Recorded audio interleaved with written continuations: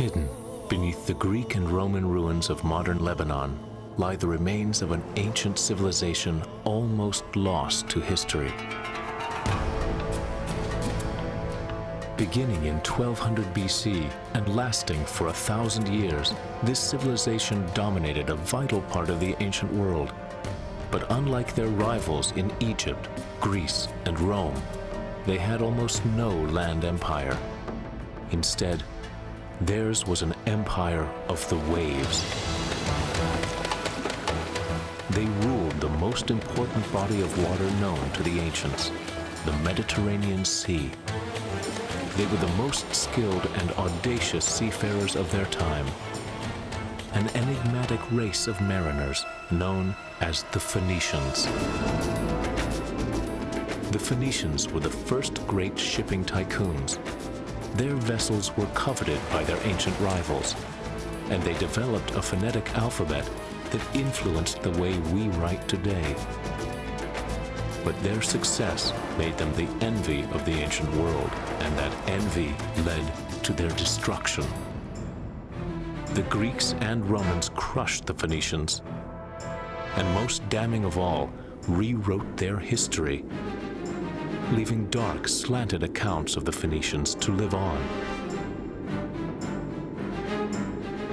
Ancient texts describe them as a morally corrupt race of people who prostituted their daughters and butchered their infant children to placate their gods. What is the real story of the Phoenicians? And who are the modern people who can boast their legacy? Now, more than 2,000 years after they disappeared, two high-tech quests begin to find one of the most elusive peoples of the ancient past.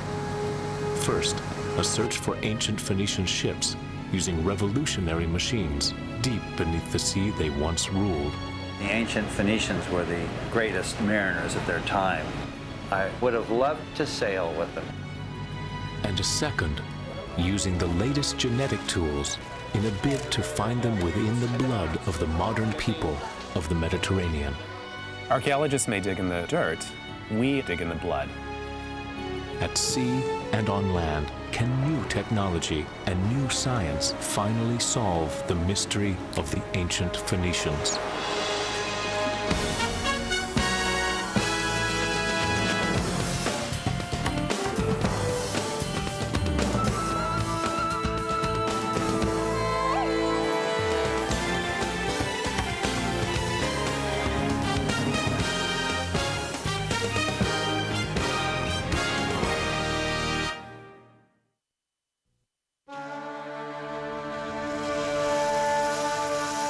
Lebanon.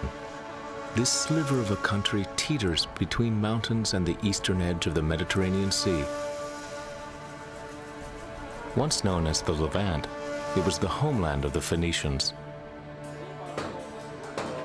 Along this ancient coast, in the town of Tyre, a 71-year-old boat builder named Abu Liez labors to connect with his Phoenician past. And he is doing it by building a Phoenician ship. The Phoenicians have a special connection to the sea. When we launch this ship, we'll feel it. For 20 years, Abu dreamed of this ship. Finally, a year ago, he and his son started to build it, based on his idea of what a Phoenician ship would have looked like. Phoenician ships were legendary throughout the Mediterranean. Now the men of Tyre are about to make one version of that legend come alive. For Abu, it is a ship of reconciliation, a way to bring together Muslims and Christians from a country long divided by religious strife. When this ship goes into the sea, it will be like a bride entering a church, God willing. Abu's remarkable effort reveals a man and an entire community in the firm grip of the Phoenician mystique. But how could an ancient people who still wield so much mythic power remain so obscure? we do know that Phoenicia was really a string of city-states rather than a unified kingdom, and that from these ports they colonized the Mediterranean. But there's much that we don't know. Finding answers will take researchers to some surprising places. More than 600 miles away from Lebanon, in Istanbul, Turkey, scientist Spencer Wells takes up the quest. Spencer is a geneticist with an archaeologist's passion, but instead of plying the earth for clues, he plies our DNA. He is on his way to meet someone who may divulge a secret about the Phoenicians. His name is King Tabnet. 500 years before the birth of Christ, he ruled over Sidon, one of Phoenicia's most powerful seaports. King Tabnet's DNA may help Spencer discover a Phoenician genetic marker, the genes that make a Phoenician a Phoenician. Can we remove this and have a look? I think so. Okay. I use genetics, DNA, to study history.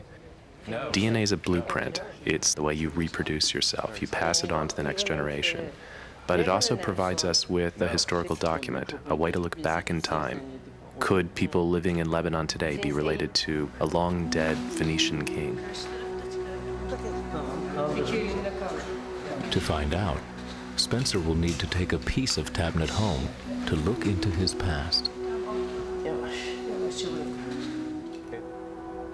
There are some curious things about King Tabnet. He was buried in a borrowed Egyptian sarcophagus and mummified in the Egyptian style. Why was a powerful king from a great civilization buried in the hand-me-downs of another culture? The Phoenicians controlled the trade networks in the Mediterranean, and they absorbed other cultures, Roman culture, Greek culture, Egyptian culture, and spread it as well. So they were conduits. That's part of what makes them so enigmatic. How do you define a people who don't have, in a sense, a core? It's part of the reason why it's so difficult to trace them archaeologically, which is why we're resorting to DNA evidence. One of the best places for Spencer to get his hands on the king's DNA are his teeth.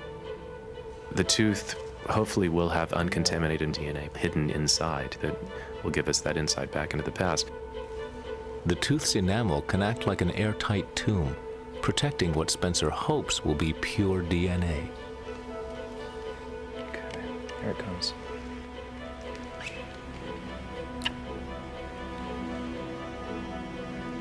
Okay, it's in good condition. The enamel is still intact, so it's been sealed. With any luck, we can clean it off and actually get some DNA out. Mummified. Even if King Tabnet's DNA is useful, it will be only one piece of a complicated puzzle. Many more pieces will be found back in Lebanon, where the Phoenician story began. Here, Spencer joins forces with geneticist Pierre Zalua. Nice to see you, man. Nice to see you. Together, they will continue the genetic hunt for the Phoenicians. For Spencer and Pierre, one of the first places to search for clues may be here, in the local market. The Phoenicians may be best understood as some of the ancient world's first traveling salesmen. Phoenicians were really master salesmen. They had the gift and the ability to persuade other people of the value of their goods and services, to make a dollar. Flashing eyes, winsome smiles, charm bordering on pushiness. Whatever it takes to make the sale. You can learn a lot by people's faces. You see people interacting with each other, and it's a reflection of a culture. It's a reflection of their shared history. It's a reflection of the way they've done things over many, many generations. And as with traveling salesmen the world over, the Phoenicians may have been busy doing more than just selling goods.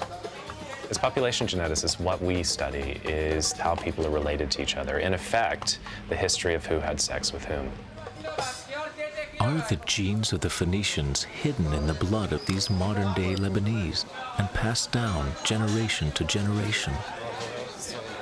To find out, the geneticists will collect over 2,000 blood samples throughout Lebanon and around the Mediterranean. At the heart of their quest, a Phoenician identity crisis. Who were they initially in 1200 BC? What about the genetic makeup of the Phoenicians at their genesis? Were they Canaanites? In the Old Testament, the Canaanites were the people who lived throughout the Levant from before 2000 BC until around 1200 BC. Because they precede the Phoenicians, and because their homelands overlap, most archaeologists believe the Canaanites and the Phoenicians are the same people, but no one has ever proven it. The archaeology of the Phoenicians suggests that they developed steadily out of the older Canaanite cultures. But it would be really important to know how much genetic continuity there was. Will this genetic quest confirm the archaeology, or will it reveal something else? A genetic link to a darker legacy. The story, found in ancient Egyptian sources, suggests that a group of marauders, known only as the Sea Peoples, invaded the Levant around 1200 BC. Some scholars believe they mixed with the Canaanites to create a new people, the Phoenicians. Curiously, it is only after the Sea Peoples arrive in the Levant that the Phoenicians race ahead of their competitors. Their boats evolve into large seagoing transports, capable of covering more than 100 miles in a day. They found colonies, build the world's first international cartel, and create a vast commercial empire. But what caused this dramatic leap forward? Did the Sea People simply influence the Canaanites, or did they interbreed with them and become the Phoenicians?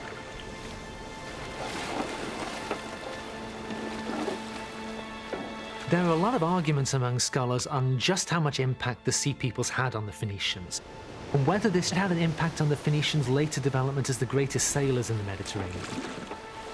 Were they influenced genetically by the Sea Peoples? Most of the information we have is hearsay. So it really is breaking new ground to go out and do these studies using genetics. And of course, we have to put the genetics into context with the archaeology. Their search leads them east into the terraced Kadisha Valley. Here, Pierre wants to show Spencer a seminal part of the Phoenician past. So these are the cedars. Cedars of the Lord, you call them. Yeah. In this tiny protected grove, they find what remains of the fabled cedars of Lebanon, the building blocks of Phoenician civilization. 3,000 years ago, these mountains were covered with them. They built their boats with this durable wood, and then used those ships to transport cedar to the powers of the ancient world. The Egyptian pharaohs treasured cedar for its fragrant resin. King Solomon coveted it and used it to build his legendary Temple of Jerusalem. Cedar may have gotten the Phoenicians into the game, but they sold more than their famous wood. Everything from ostrich eggs to wine to a Phoenician purple dye that became a staple in royal households throughout the ancient world made it onto their ships. Most of these goods, this evidence of their lives, have been lost to time. But where did the people who traded them go? The answer is in the blood. Okay, off we go. Tyre was, the key Phoenician port. There's something magical about this town. It embraces the sea in a way that is really amazing. When Spencer and Pierre bring their investigation to the ancient Phoenician city of Tyre, they have a tough sell on their hands. How do two complete strangers show up and ask the locals for their blood? The answer becomes apparent pretty quickly. Ask the people who pull their living from the sea. Certainly most people that I've encountered are really fascinated by this idea that you're going to be able to take something out of their arm which looks identical to the same stuff that you take out of the arm of the person sitting next to them and figure out something about your past. They are very interested in knowing exactly where they come from. It's very intriguing when you tell them, hey, I can trace back your lineage. They light up. How does the blood Spencer and Pierre collect today help them uncover the Phoenicians of more than 2,000 years ago? Within our blood is DNA, a molecular blueprint passed on to our children. Each person's blueprint is made of the same 4 building blocks, labeled A, C, G, and T. Repeated in a string some 3 billion letters long. It's the sequence of the letters that determines who you are. What we as geneticists, and in particular as population geneticists, study is genetic variation, changes in that sequence. These glitches that have occurred in the past that distinguish between individuals. These variations, or markers, are so rare that when they do occur, they define a unique family line. If you share a marker with another person, you share an ancestor. That gives us a clue about how far back this ancestry really goes. When do we last share a common ancestor? How far back do the family trees go before we get to that common individual who unites everyone in the tree? Scientists can use the markers to determine when one group began mixing with another. Merci. If they can find markers that connect to the Phoenicians, they will be able to trace Phoenician history through the blood of their descendants. Merci, monsieur. 3 cc's of blood from you. But finding the Phoenician marker could have modern implications. Their results may ripple through the already turbulent waters of Lebanon. Could the blood of the fishermen of Tyre carry evidence that might help repair the wounds of war? Do their faces reflect in some fleeting way the faces of the Phoenicians from long ago?